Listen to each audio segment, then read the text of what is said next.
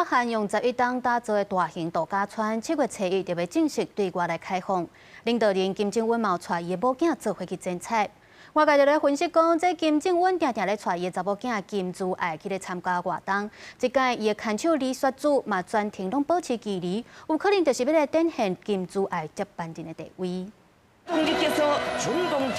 北韩用11年时间打造的大型滨海度假村关山甲麻海华里游区举行完工的仪式。北韩领导人金正恩嘛有来参加剪彩。这间度假村7月初1会正式开放。上时金正恩嘛带因牵手李雪主，还有因查某囝金珠爱做伙出席。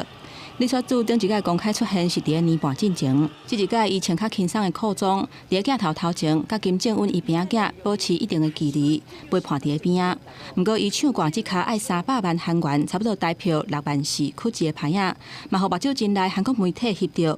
另外，金正恩最近这几年来，嘛几啊届带金珠爱出席各种的活动，嘛去互外界认为讲是凸显伊接班人的地位。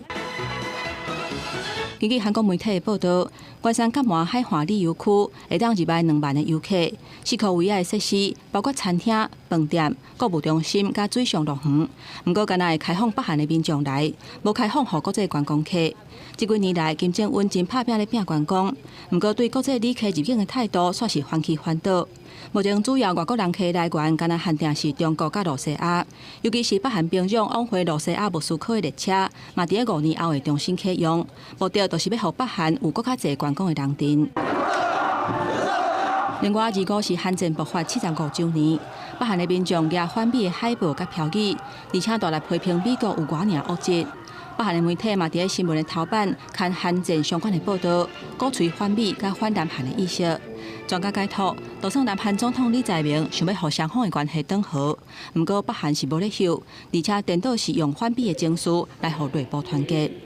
公司新闻新闻部编译。